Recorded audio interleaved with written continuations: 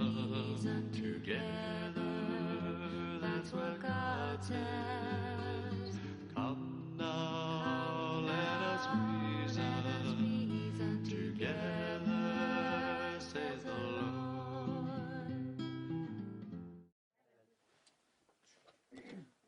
Let's open with prayer.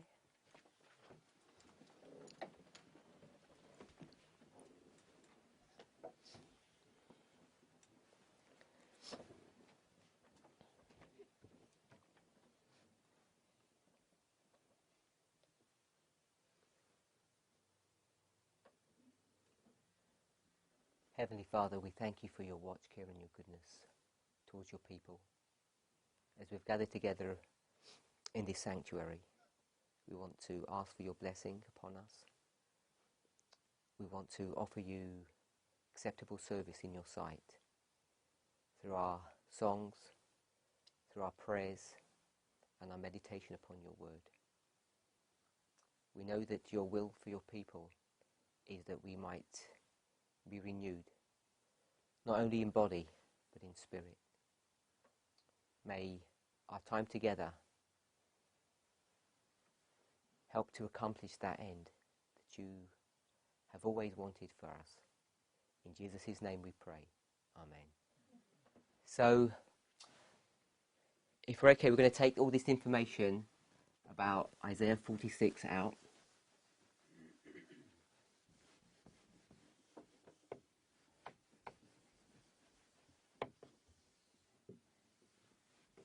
If we had time, I would normally rub this out and ask someone to have a go at doing Daniel 11 verse 40, but we won't, because it might be a bit intimidating and we haven't spent that much time doing it.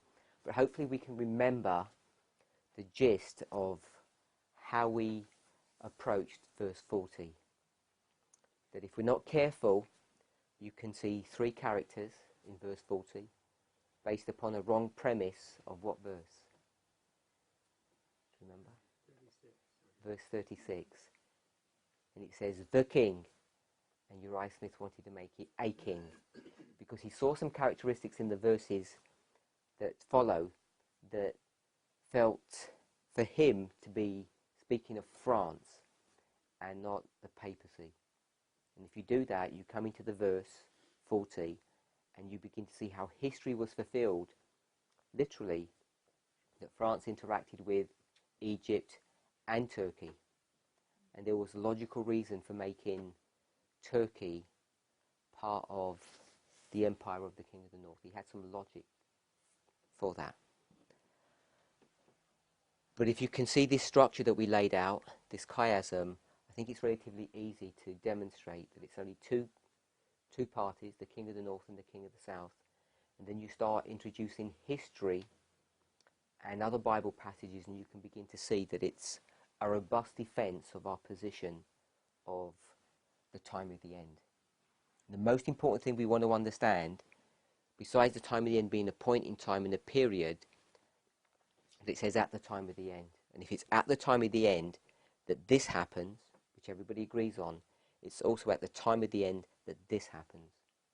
And we know that this event here, when the King of the North comes against the King of the South, it was future to the King of the South attacking the King of the North, or Napoleon Bonaparte, through his general, separating from the papacy, and then at some later date the papacy would come against the King of the South, who now transitions into Russia or the Soviet Union and not France.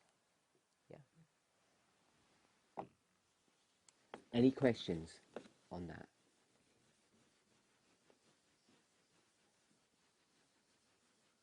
There must be questions. There must be, but I'm surprised if there wouldn't be. Could you explain how France became Russia? Just simply.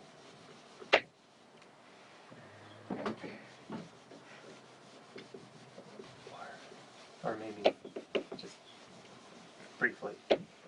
So the question is, how does France become Russia? So, The King of the South come from France to Russia. So what's the first question we should ask ourselves? Not just how France becomes Russia, but how France Was the king of the south. became the king of the south. How does France become the king of the south? So we'd have to go back to the beginning of the chapter. I don't know if we've all read Daniel 11, or if we're familiar with it. If we went to verse 1,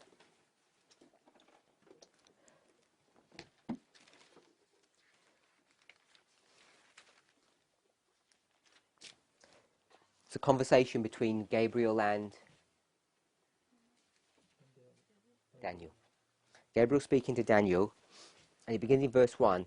Also I, in the first year of Darius the Mede, even I stood to confirm and to strengthen him. And now I will show thee the truth. Behold, there shall stand up yet 3 kings in Persia, and the fourth shall be richer than they all. And by his strength, through his riches, he shall stir up all against the realm of Grecia. So what empire are we in at the beginning of Daniel 11? We're The in Medes and the Persians. We're in the Medes and the Persians. We're in the history of the Medes and the Persians. Now, if you look and study the history carefully, where would we go to for that?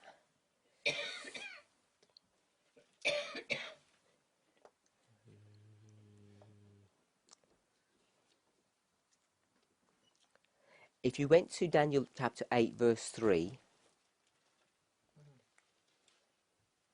so Catherine correctly said that it's the Medes and the Persians, but we want to see something about this history. Daniel 8, 3. Could you read that? Then I lifted up my eyes and saw, and behold, there stood before the river a ram which had 2 horns, and the 2 horns were high, but one was higher than the other, and the higher came up last. Okay, so if we had a chart, the 1843 chart, we could see how this vision is structured. But do we all know that this ram that's being discussed here is a symbol of Medo-Persia? Yeah? Does everybody know that?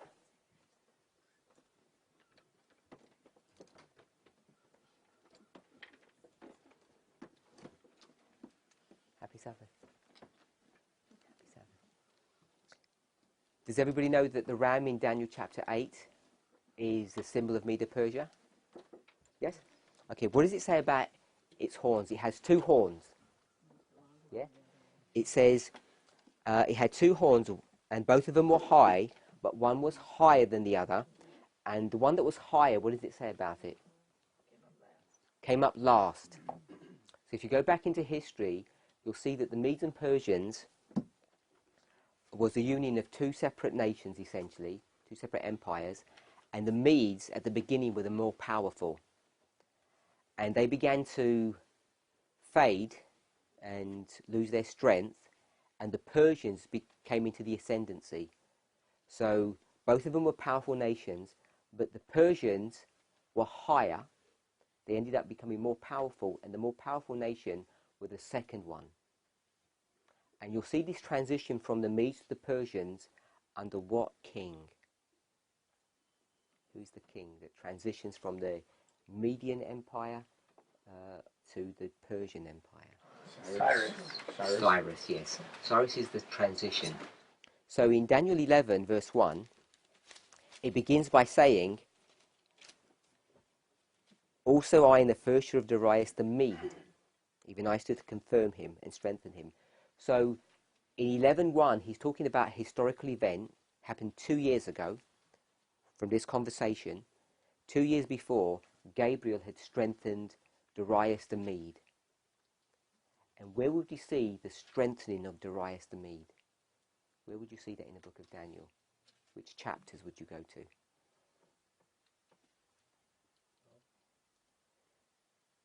We could go to Daniel chapter 5, and we could go to Daniel chapter 6. 2 famous chapters. So in Daniel chapter 5, if you go to the very end of the chapter, what does it say? Last verse. And Darius the Median took the kingdom, being about 62 years old. Okay, so he's going to kill Belshazzar, and Babylon's going to fall, and Darius the Mede is going to take the kingdom. So he's going to be strengthened. And do we all know the story of chapter 6? The prayer of Daniel, and he gets thrown into the lion's den. Everybody's familiar with the lion den story. Yeah? And all those princes, what did they try to do? Welcome. What did all these princes try to do in Daniel 6? Catherine? Catherine? Everybody knows this Bible story. It's a children's Bible story. What did the princes... Trying to get, they didn't like Daniel having power. They didn't like Daniel having power. And even though that's the surface story, that they hate Daniel, what they're actually trying to do is secure power for themselves. So it's not just they don't like Daniel. Who else don't they really like? The king. They don't like the king, and they try. It's an attempt to try and usurp authority from the king to themselves. But through the ministration of Daniel, that work is going to be prevented. So that's why in Daniel 11, what does Gabriel say? He strengthened Darius. He strengthened his empire and his ability to rule. And why would he do that?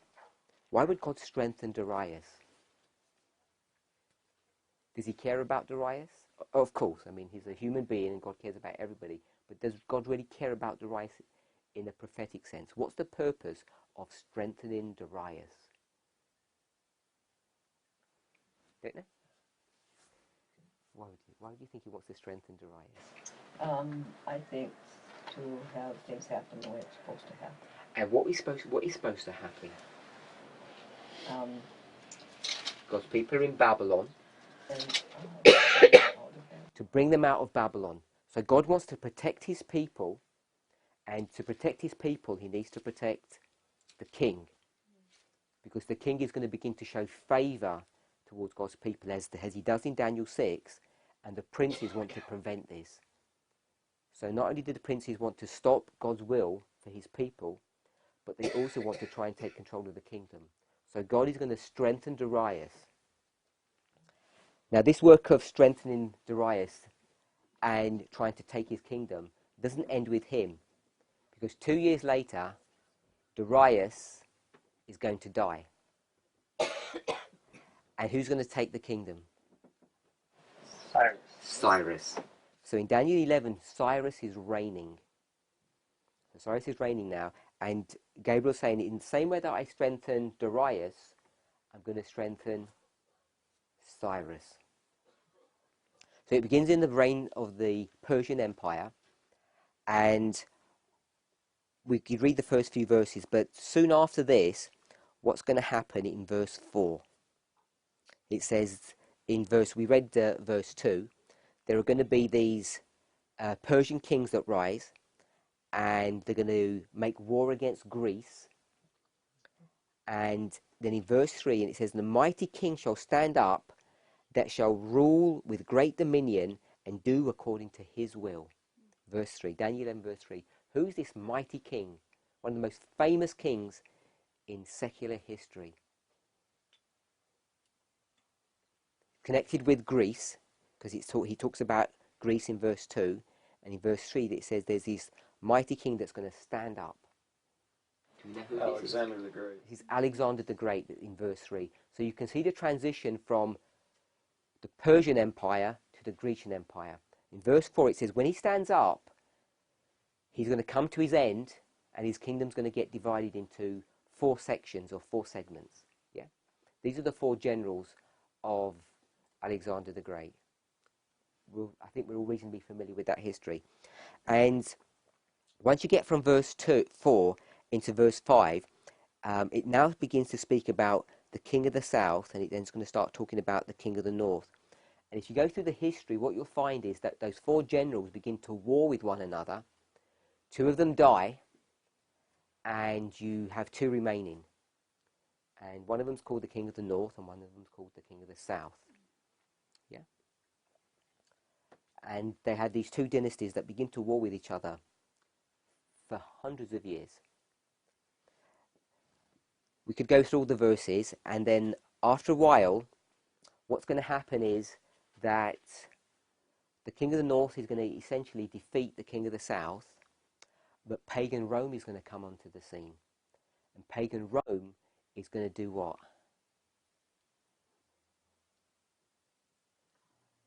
So if we just looked at this simply, we went to Daniel, say if we went to Daniel chapter 2, you've got Babylon, Medo-Persia, Greece, and then Rome. And Rome is in how many phases? Two. Two. Pagan and papal. So Daniel 11 begins here in the Medo-Persian reign, and then we went to Greece, Alexander the Great. His kingdom's going to get divided into 4 sections, and then what's going to happen as they come to their end? What are we expecting to see? Rome. Rome is going to take over. Yeah? So Rome is going to begin to take over, and first it begins with pagan Rome, and then it's going to be papal Rome. So most of Daniel 11, or a lot of it at least, is talking about the transition from Greece to pagan Rome. Now in Daniel chapter 2, it happens in a verse. You know, in one verse it just says, I think it's verse 39, it says, talks about the third kingdom, Greece, that shall rule the whole earth. Yeah, and the third kingdom shall rule the whole earth. And then the verses that follow say, and there's going to be a fourth kingdom. Just, you know, that simple. This goes from the third to the fourth. It doesn't explain how that's going to happen. Daniel 11 begins to explain some of this detail. So Greece is going to be divided into 2 sections. What are those 2 sections? The king of the north and the king of the south. So that's what Greece is going to turn into. It's going to turn into these 2 warring factions. So when Rome is going to take over Greece, what would it need to do for it to rule supremely? It would need to take this part, the northern part, and the southern part. It needs to take down both parts. Yeah? Does that make sense? So Daniel 11 and some of the other chapters begin to give the detail of how pagan Rome is going to rise to the ascendancy. And perhaps the clearest place that you can see that would be in Daniel chapter 8. So in Daniel chapter 8, it's going to show it really clearly. Do we know what verse it is?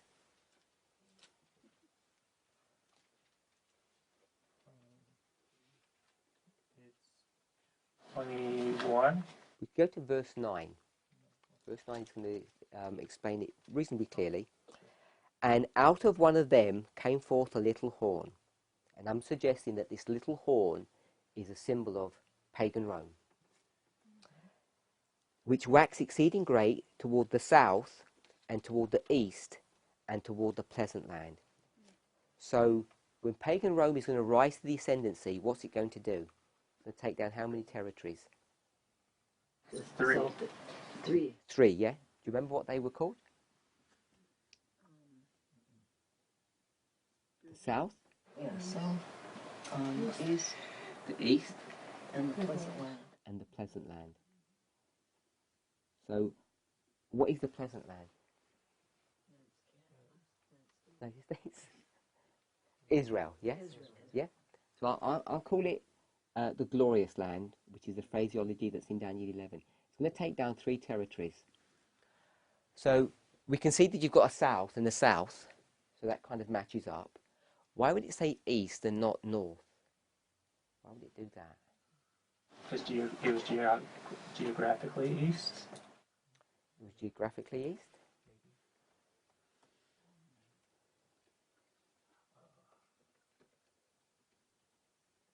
So you're right, it's actually geographically east, because now the centre of attention is shifted from Israel to Europe. And now it's going to be east of Europe. And this is Egypt, which is reasonably straightforward. What's the east? What country would that be? You know? Don't know if we know our history on that. It's Syria. And this is Israel. So, with respect to Rome, Syria's east of it, essentially. But with respect to Israel, where is Syria? North. It's north. It's due north. So this is the north, and this is the south. So you can see that this east here is a symbol of the north, king of the north, and Egypt is a symbol of the south, king of the south. So when pagan Rome is going to rise to the ascendancy, it's going to take down both entities. And you'll find that it's the taking down of Greece is quite complicated. Greece becomes an extremely powerful and integrated nation, and it's quite hard to bring it down. It ends up doing it in a number of phases, a number of steps. But first it's going to take down the Syrian part, then Israel, and then Egypt. Okay, so I'm going to do it in the order that it actually happened. 1, 2, 3. Okay, so Rome has taken down Greece. It's destroyed the king of the north and the king of the south. And the king of the south, remember, was Egypt, but it's the Grecian Empire. Everybody's heard of Cleopatra the Great? Yeah, not Cleopatra, just Cleopatra. The Great. Was she an Egyptian? No, she's not a. She was not an Egyptian. She was from a Grecian dynasty. She was a Greek. If you look at her ancestry. So even though she rules Egypt, she's part of the Grecian Empire, the Grecian dynasty of the Ptolemies. So this is the Ptolemaic dynasty that she's part of. And she really is the last of the line of all of that long and complicated family tree. So she's not an Egyptian in the way that we might think that she is. Yeah. So Rome has taken down these territories, and then the king of the south sort of fades into nothing, essentially. And you've got pagan Rome, who's now the king of the north. And then pagan Rome is going to transition into papal Rome. Yes? So now you've got the king of the north is the papacy. And then the verses will run through until you get to verse 40, where the king of the south is mentioned again. But in the early part of the chapter, and in chapter 8 as well, it talks about the south, and we know this is Egypt. So we want to see what empire is symbolized by the king of the south or Egypt. So we could go to a Spirit of Prophecy quote to prove this, but for shortness of time, I'm just going to give you the logic behind this. So we'd go to we'd go to Revelation. So let's go to Revelation. Does anybody know what chapter we'd go to? We're looking for Egypt.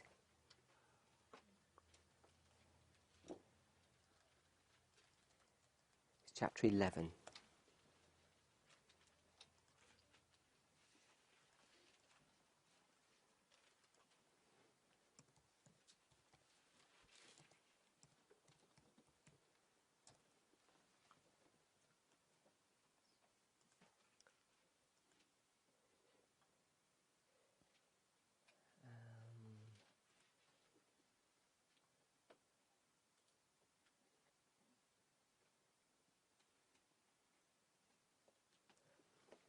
So I'll give you the reference in the Great Controversy. It's Great Controversy, and I'll give you the chapter. It's chapter 15.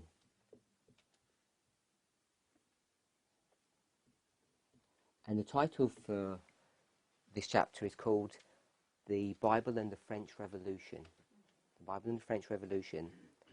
And it's going to explain that. Let's go to Revelation 11 first. And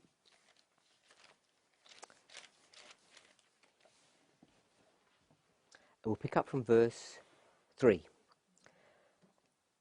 And I will give power unto my 2 witnesses, and they shall prophesy 1,260 days, clothed in sackcloth. So what time period are we in?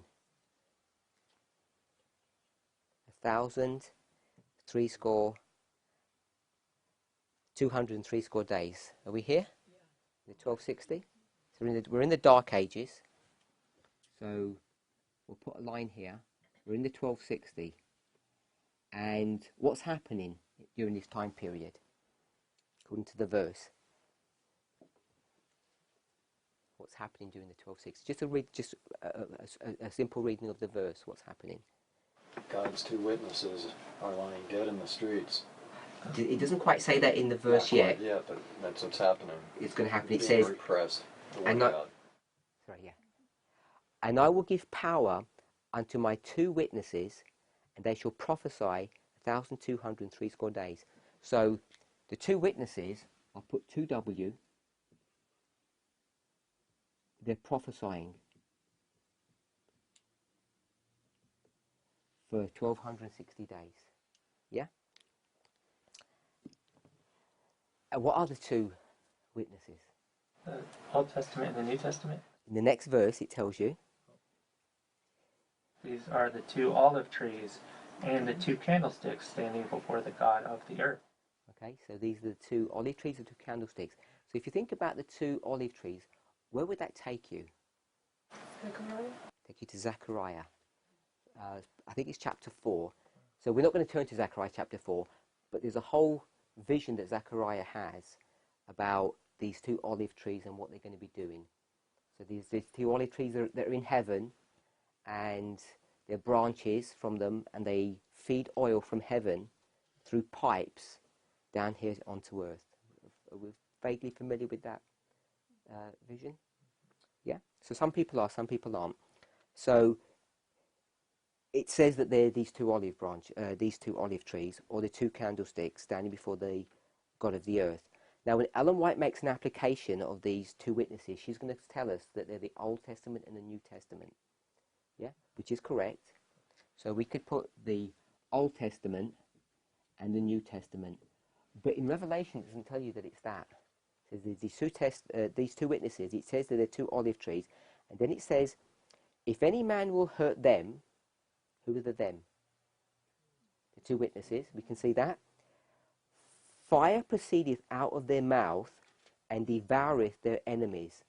And if any man will hurt them, he must in this manner be killed." These, who are these? Two witnesses, have power to shut heaven, that it rain not in the days of their prophecy. So, this is the days of their prophecy, and what do they have power to do? So it doesn't rain. So 1260 is 3.5 times, isn't it? Yeah? Time times and the dividing of time. So it's 3.5 years, or times. Yes? So which prophet has the ability to shut up the heavens so it doesn't rain for 3.5 years? Who has that power? Elijah. Elijah. So you know one of these witnesses is Elijah.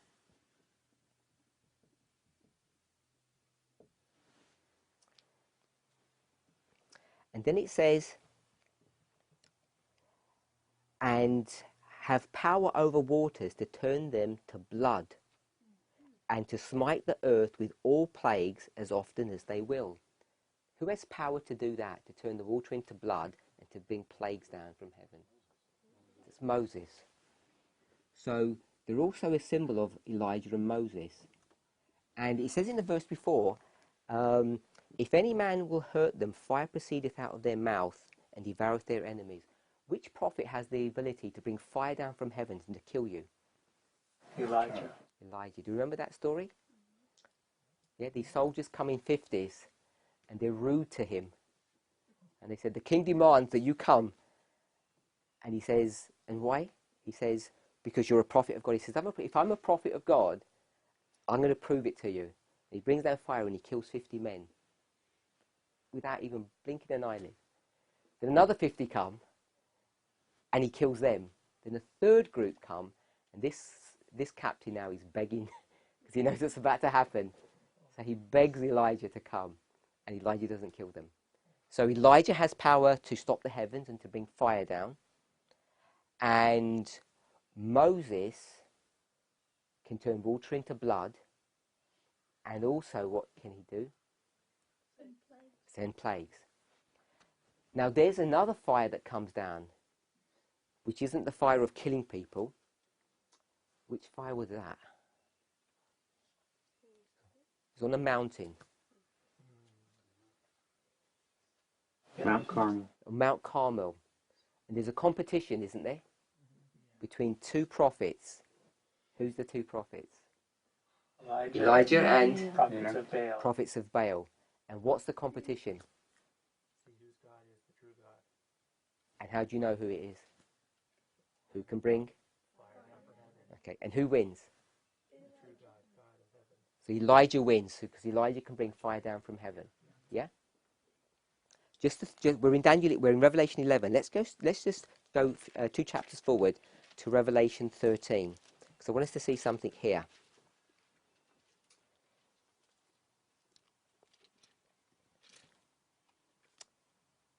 Verse 13. So this is 13:13. So I like seeing all these doubling numbers. They're interesting. 13:13. What does it say in 13:13? And he doeth great wonders, so that he maketh fire come down from heaven on the earth in the sight of men. So what does that sound like? That sounds like Elijah, doesn't it? Bringing fire down from heaven. Yeah? But is this Elijah that's doing this work? No, it's the beast. This is the beast that comes out of the... Which beast is it? Verse 11. It's the beast that comes out of the earth. And who's the beast that comes out of the earth? We're located.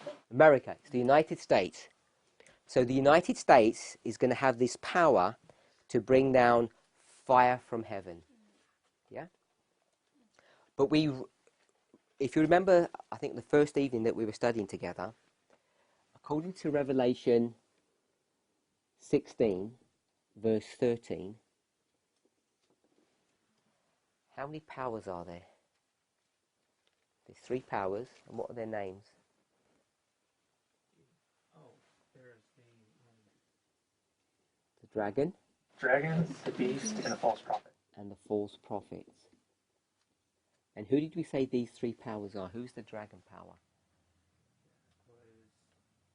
What empire would they be today?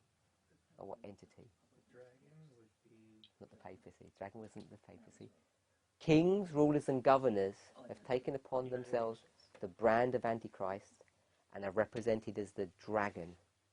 United Nations is the So dragon. this is the United Nations. And the beast, Would be the papacy. papacy. And the false prophet Would be the Protestant church. would be the USA. We just think about countries. Yeah? So the United States, the false prophet. So on Mount Carmel, how many prophets do you have? Elijah and on Mount Carmel, the prophets of Baal, which are true prophets or false prophets? False prophets. So we just said that the false prophet is the United States. We studied this the other night. But it's also the earth beast. And what does the earth beast do?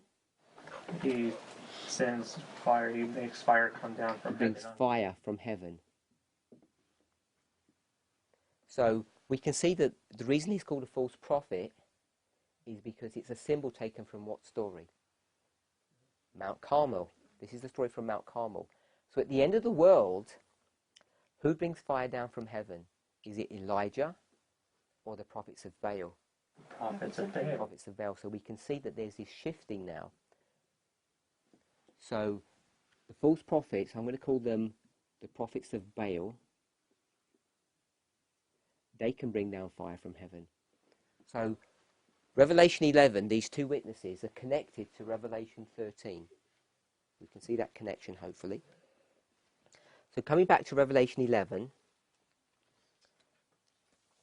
and we read verse 7. And when they have finished their testimony, the beast that ascendeth out of the bottomless pit shall make war against them and shall overcome and kill them. Now it says in the verse, when they have finished their testimony. But Ellen White is going to comment on this, and she's going to say it's not when they're finished. She's going to rewrite that verse for us. Do you know how she says that? She doesn't use the word finish. I'm going to quote it as she says it. When they have finished, and then she's going to put it in parenthesis, are finishing their testimony. So she's indicating that they haven't quite finished yet. Yeah? So if this is the 1260, what is this date here? That would be close to 1798. It wouldn't be close there, it would be 1798. This would be 1798, and this would be 538. So it says in the verse, when they have finished their testimony, but what's Ellen White saying? When they are finishing. So that must mean before. Yeah? So a little bit before 1798, here, I'll take this line out here, what's going to happen to them? They're going to be killed. So they're going to be killed before 1798. So this begins to open up the structure of who this power that's been identified here is going to be. We haven't even got to the power yet, but it's going to explain it in a minute. And their dead bodies shall lie in the street of the great city, which spiritually is called Sodom and Egypt, where also our Lord was crucified. Now, was Jesus crucified in Sodom? No. Was he crucified in Egypt? No, he wasn't really crucified.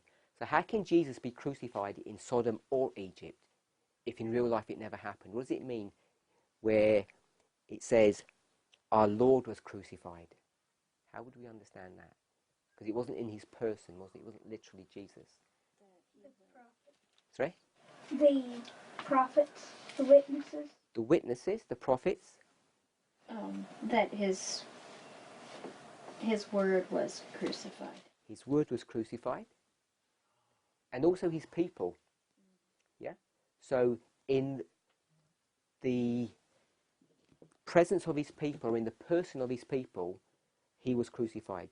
So it says, if you hurt me, who is really getting hurt? Jesus is. Yeah? So we can understand what it means when he was crucified in this place. But it says he was crucified in Sodom and Egypt. And this is where they're going to be killed, because they're lying in the street here. So in this history here, they're lying in the street where they've been killed in some place called Sodom and Egypt. And Ellen White's going to explain all the intricacies of what this means. Sodom and Egypt.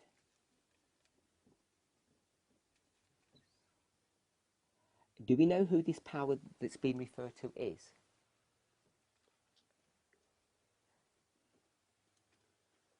What nation is this that's going to, at the back end of the 1260, they're going to kill the two witnesses. They're going to destroy Elijah and Moses. They're going to destroy the Old and New Testament or the Bible. And they're identified as Sodom and Egypt. Yeah? So this is France.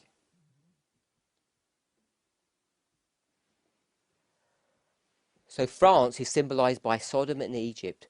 What is Sodom a symbol of? Sin? Sin, yeah. Sin. Licentiousness, we could say. Yeah? And Egypt is a symbol of? Atheism. Atheism. Remember when Moses said, the Lord has said to you, let my people go. What does Pharaoh say back to him? Who is your God? I never heard of your God. Which is not true, obviously. So he says, I'm God. Yeah? I'm God, and I don't recognize your God. And when we claim to be God ourselves, that's the epitome of what atheism stands for. And that's why we call it atheistic France. Yeah? Atheistic France comes from this symbol all the way back down from Pharaoh. So Sodom and Egypt is a reference to atheism and licentiousness. Two characteristics of France in this history. So we'll read a couple of more verses. Verse 9. And they of the people and kindreds and tongues and nations shall see their dead bodies 3 days and a half, and shall not suffer their dead bodies to put into graves. So there's a 3.5 year period here just before 1798. So you've got 3.5 and 3.5, where they're going to be killed and they're not allowed to be buried. And they that dwell upon the earth shall rejoice over them and make merry and send gifts one to another, because these two prophets tormented them that dwell on the earth. And after 3 days and a half, the Spirit of life from God entered into them, and they stood upon their feet, and great fear fell upon them which saw them. And they heard a great voice from heaven saying unto them, Come up hither. And they ascended up to heaven in a cloud, and the enemies beheld them. And the same hour was there a great earthquake, and the tenth part of the city fell. And in the earthquake were slain of men 7,000, and the remnant were affrighted, and gave glory to the God of heaven.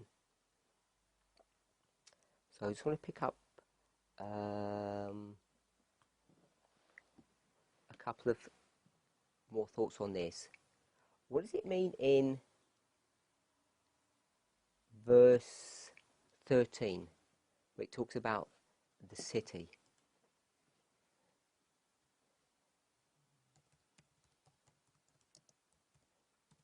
Is it the same city as verse 8? So, and the same hour there was a great earthquake, and the 10th part of the city fell.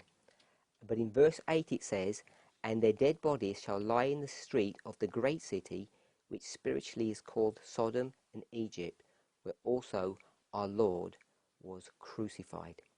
So there's a great city in verse 8, and here it says a 10th part of the city fell. So do we think that they're the same city, the great city and this other city in verse 13? Remember we spoke yesterday, what did we say about the problems in proof texting? Because if you take verse 8 and you say city, and you take verse 13 and you say city, what would you naturally think? They're the same, they'd be the same city. I don't think they're the same city. This story from verse 2 onwards, we know he's speaking about France. So France, we know, is the great city. Could we say that in verse 8? The great city is France. And France is going to fall or collapse. And when's it going to collapse? Here in 1798, it's going to collapse. Or at least in this history, in this 3.5 year period, it's going to collapse in this history. So in verse 13, it says, In the same hour there was a great earthquake, and the 10th part of the city fell. So now you've got another city, and only 1/10 of the city is going to fall. What city did we say that is falling in this history, or the subject of Revelation 11? What's the subject of it? It's France, isn't it? So I'm suggesting that 1/10 of the city equals France. So if France is 1/10 of the city, what is the city? Can't be France. So we've got a lot of symbology. So Daniel 2, you've got 10 toes. Daniel 7, you've got 10 horns. 10 horns. And we could go to Revelation. In fact, we could go to Revelation 12, 13 and 17. And what do we see there? 10 horns again. So let's go with this one here. This history here. We all know Daniel 7 reasonably well. It has 4 beasts. What are the 4 beasts of Daniel 7? There's the lion. Lion. Here's the lion. There's the bear. The bear. And it's lopsided. There's the leopard. Leopard. And then there's the iron beast. Yeah. So there's an iron beast, and what's on the head of the iron beast? 10 horns. Yeah. And those 10 horns are a symbol of the nations of Western Europe, part of the pagan Roman Empire. 3 of them get plucked up. Do we know who they are? The Ostrogoths. Early The Ostrogoths, the Vandals, Vandals, and on the start of the H. and the Heruli. Good. The Heruli, Vandals, and Ostrogoths in that order. So there were 10 to begin with. And who was one of the 10 kingdoms that we're speaking about in Revelation 11? France. So it's France. So when it talks about the 10th of the city, it's talking about France. So what was the whole city in the context that we've just described it as? You've got the head. It's got 10 horns. And what is this head? What empire is this? It's the iron beast of Daniel 7. So it's Rome. In this context, it's pagan Rome. And a 10th is France. Can we see that? So, if you went to Daniel 2, the story begins in Babylon, doesn't it, here?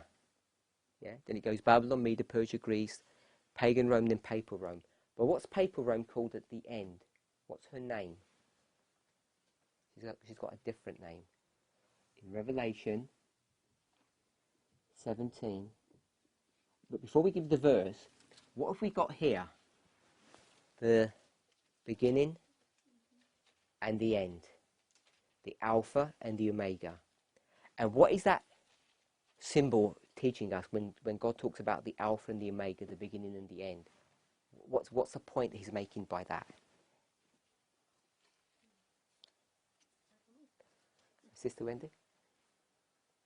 We discussed this, that when God says, I show you the end from the beginning, Isaiah 46 verse 10, what's the point he's trying to show us?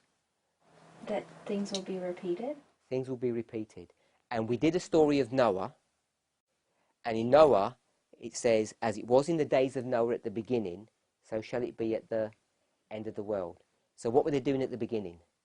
Eating, drinking, marrying, and there's a flood. So what will there be at the end of the world? Eating, drinking, marrying, and there'll be a flood. They're the same. So we'll use the same principle here. What nation or power or empire do we begin with? That's the Alpha. Babylon. So what would the Omega be? Babylon. It'd have to be Babylon at the end. So if we went to Revelation 17 verse 5, it talks about a woman who's riding a beast. And upon her forehead was written the name. Could you read that for us, sister? Yeah. Mystery. I'll read it out loud for us, yeah. You can do the whole verse. Mystery, Babylon the Great, the mother of harlots and of the abominations of the earth. So her name is Mystery Babylon, and at the beginning the name was Babylon, or what we might call Babel. Yeah? So you've got Babylon at the beginning and Babylon at the end. So all the way through, it's just a story about Babylon, essentially. So when we come to pagan Rome here, and it says a 10th part of the city fell, what would that city be? What would that city, what would the name of that city be? I'll give you a clue. In the Bible, there's only 2 cities that are really mentioned. It's a struggle or a warfare between 2 cities. And one of those cities is called Jerusalem. Be Babylon. It'd be Babylon. It's that simple to see. So this great city is indeed Babylon. So I want to introduce one more thought in connection with that.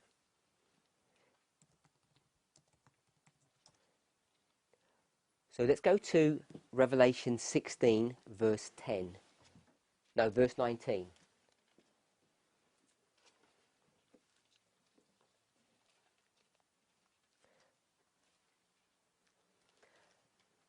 Remember when we studied about proof text and how careful you have to be? Because in Revelation 11 verse 8 it said, their bodies shall lie in the street of the great city. So if we proof text great city, it will take you to Revelation 16 verse 19. So let's read Revelation 16:19. Go ahead. And the great city was divided into 3 parts, and the cities of the nation fell. And great Babylon came in remembrance before God, to give unto her the cup of the wine of the fierceness of his wrath. Okay, so it mentions great city. So if we proof text both of those, we would think that in Revelation 11, that great city would be the same as the great city in Revelation 16, and they're not. They're not the same city, because it's the same problem that you have in Revelation 11, verse 8 and verse 13. Same problem here. But in Revelation 16:19, what does it say? It says the great city is in how many parts? 3 parts. And what's the name of the city? Babylon. So we know that city is Babylon, but now it's not in 10 parts, it's in how many parts? 3 parts. And what are the 3 parts that it's divided into? If you drop back to verse 13, it's going to tell you the 3 parts. The dragon, the beast, and the false prophet. So at the end of the world, Babylon is in 3 parts, the dragon, the beast, and the false prophet. But in the time of pagan Rome, here, how many parts was it in? In pagan Rome? A tenth part of the city. So the city's in how many parts? 10, because it was a 10th part. So it's 10 parts in the history of pagan Rome, because there's 10 horns. And at the end of the world, it's going to be into 3 parts. The dragon, the beast, and the false prophet. So, Revelation 11 teaches us clearly that France is Egypt. And Egypt, we know, is the king of the south.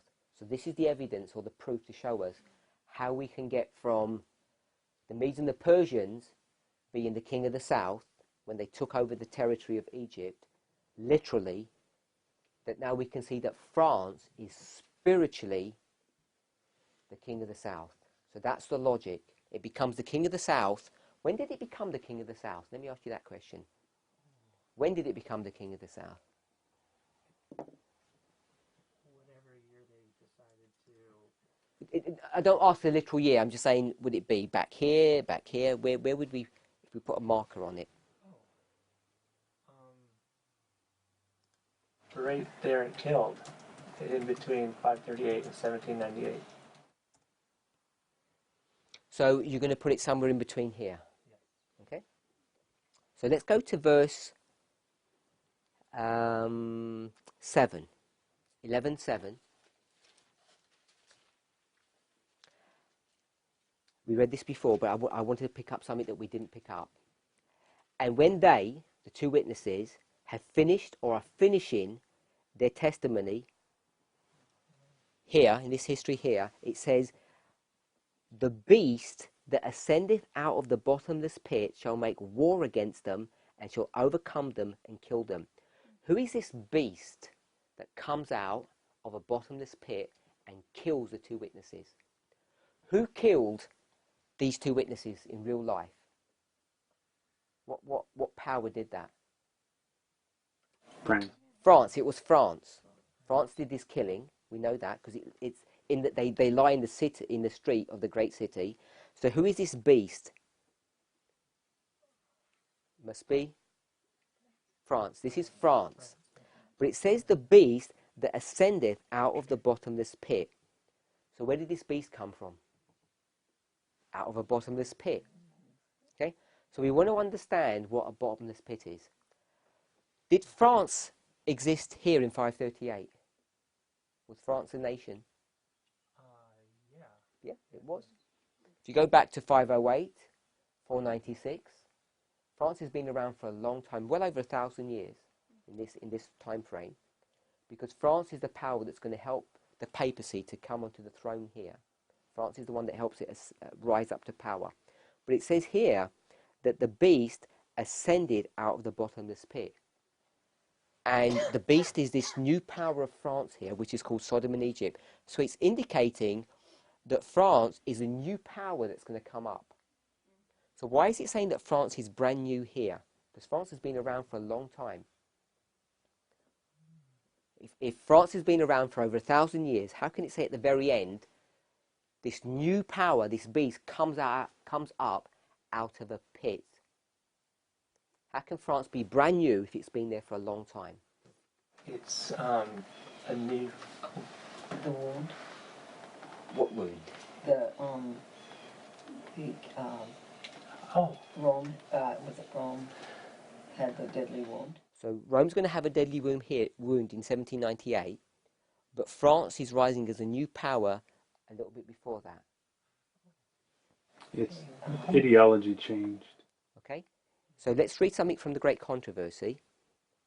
This is the Great Controversy, same chapter, 269, paragraph 1. So it's GC 269, paragraph 1. It's the same passage that we read. When they shall have finished or finishing their testimony, the period when the two witnesses were to prophesy clothed in sackcloth ended in 1798. As they were approaching the termination of their work, because they stopped working here, as they're approaching this period, war was to be made upon them by the power represented as the beast that ascendeth out of the bottomless pit. In many of the nations of Europe, the powers that ruled in church and state had for centuries been controlled by Satan through the medium of the papacy.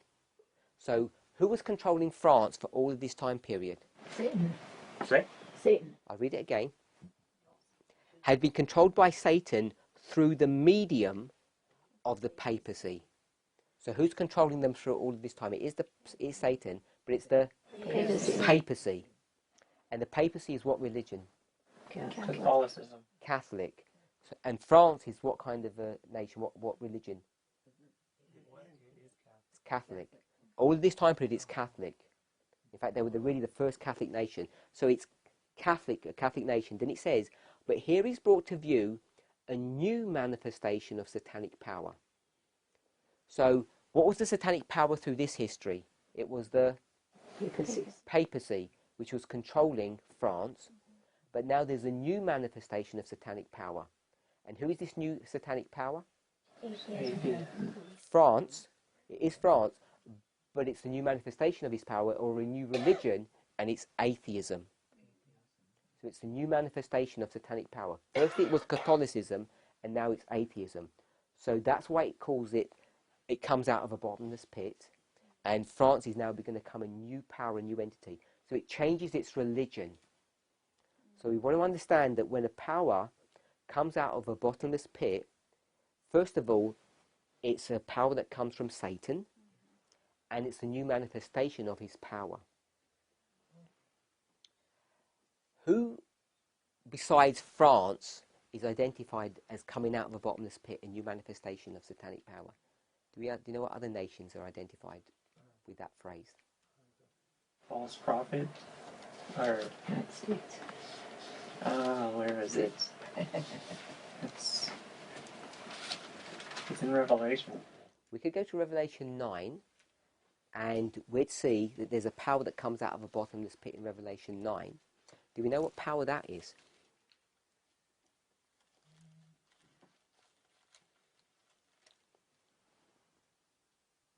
Verse 2.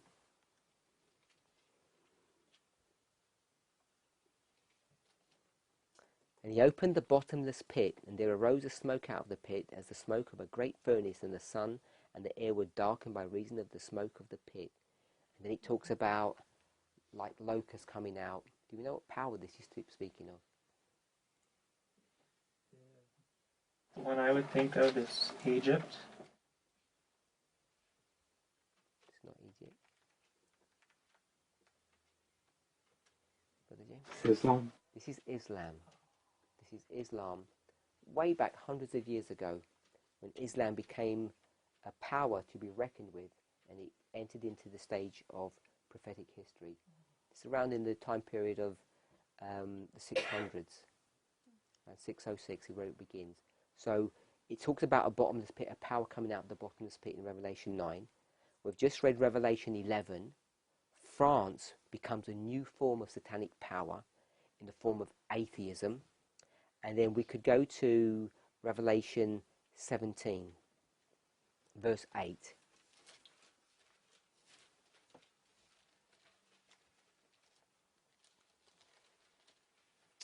The beast that thou sawest was and is not, and shall ascend out of the bottomless pit and go into perdition. So if it says that it was and is not and shall ascend, what does that mean? Past, present and future, we understand that. So if I said someone is not, what condition are they in today? Sorry? Dead. They're dead. And if I said they were alive, they're dead now, and what's going to happen? They shall ascend. So if you're alive and you're dead now and you're ascending, what is the ascending? What do we call that? Resurrection. Resurrection. Remember we spoke about the resurrection. And who is this beast power that's being spoken of here in Revelation 17? In a simple way, we could call it the papacy. As the papacy is going to resurrect. But when the papacy resurrects, if it came out of a bottomless pit, what does that mean? It has to be a new power. But the papacy, its boast is what? What does it boast? Never changes. It never changes. So how can it be a new manifestation if it never changes? Because the papacy is what? A church. And it's going to force the world to do what it wants. How can it have the muscle and the strength to force you to do what you don't want to do? It has to join with nations. It needs help. So when we talk about it comes out of a bottomless pit, it's going to be a new manifestation of satanic power. When it first began to enter into the stage of Earth's history, back here in 538, which powers was it using? Clovis, France. So we could say specifically a nation, but I wanted to point out it's talking about these 10. And where were they located? Europe. So when the papacy first arose, it was in Europe. But when it resurrects, it's going to be a new manifestation of satanic power. So who's it going to co-op now? So it'll eventually be the whole world, but who does it begin with? United States. It begins with the United States. So here you begin to see the role of the United States, where you're going to get this new manifestation of satanic power. Because the United States is going to change its religion from Protestantism to Catholicism. Or no, it's not even going to be atheism, it's going to be Catholicism. Okay, so we spent some time showing how you can go from Egypt, which is Greece, remember, here's Greece, is Egypt, king of the south, and it then transfers to who? France. So France is now going to be the king of the south. And what is it symbolized by, or it's epitomized by? Atheism. Atheism.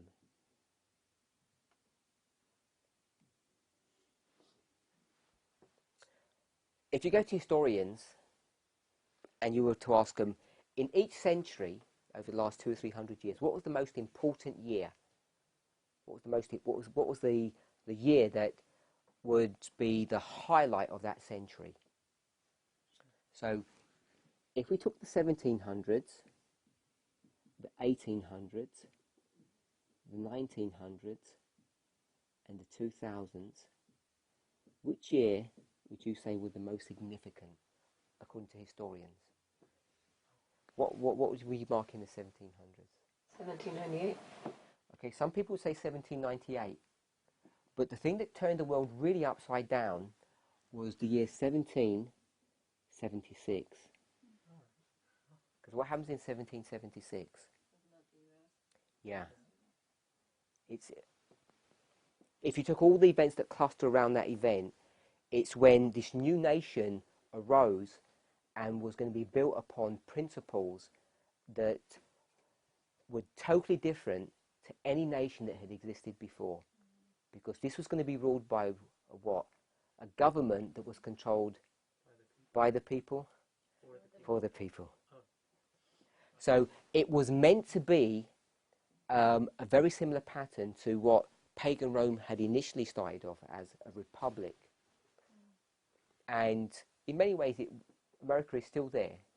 You know, even though it's been watered down in many ways and it's become a democracy, when it was never meant to be a democracy, it was meant to be a republic, and there are big differences between the two. But 1776, Declaration of Independence, this is what really changes world history. Because in 1798, the papacy was already waxing old. It was already waxing old by that stage, and it was inevitable that it was going to get wiped out. 1776 was the change. And what about the 1900s? The 1900s, people come up with lots of answers. Sometimes we think of the First World War, the Second World War. But I'm going to suggest that it's 1989. 1989 turned the world upside down because it was the end of what? Yeah, it was the end of the Cold War. So many things happened in 1989. It was the end of the Cold War.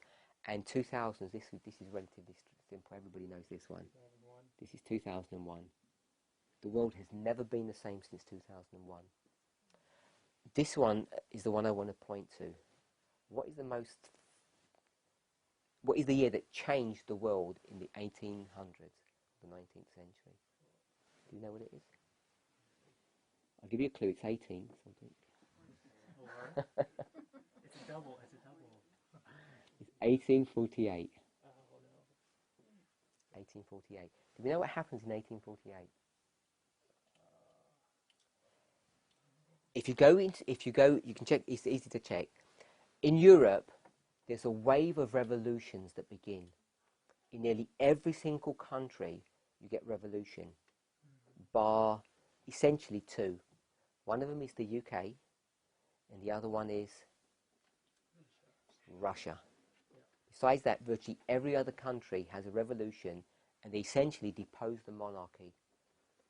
And they have varying forms of government, you know, either they're democracies or socialistic governments. But this is the year of revolution.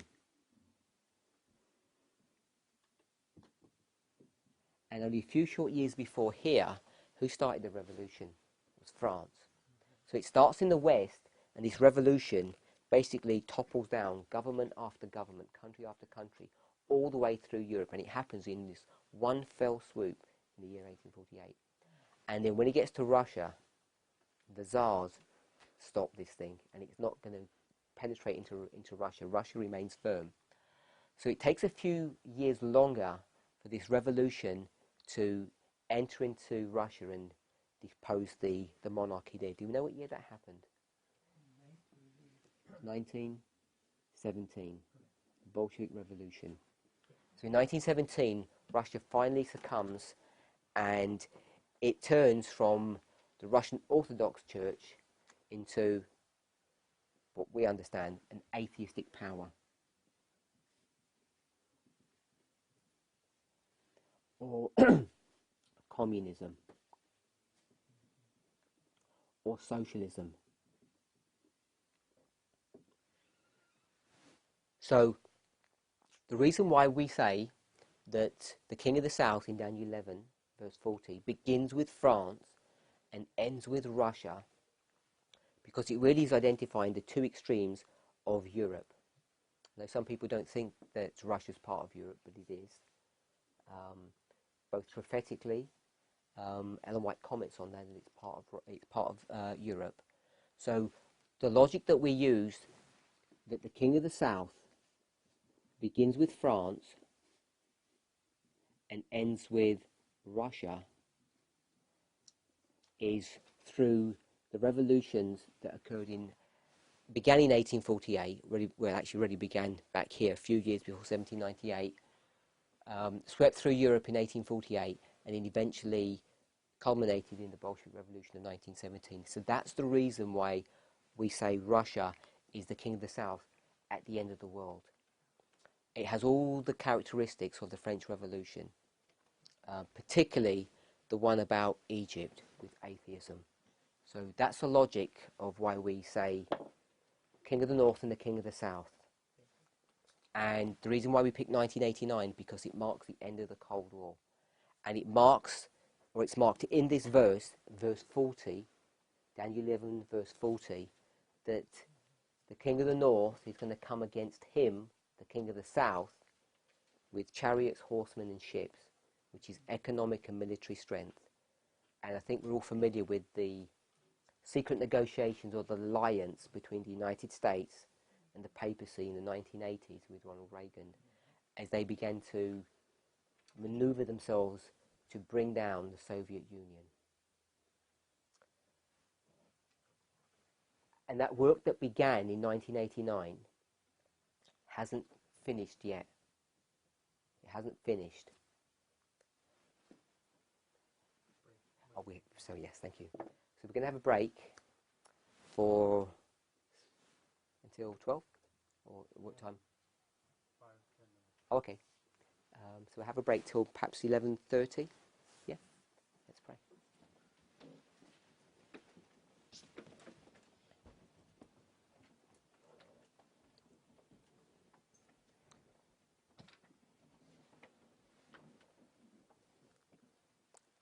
Heavenly Father, we thank you for your goodness and watch care. We ask and pray that you would be with us and guide us as we understand in a clearer way your word.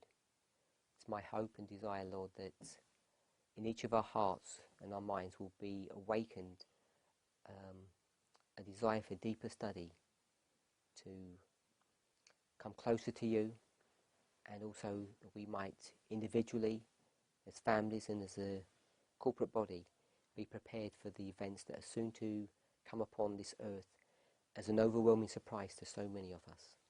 In Jesus' name we pray.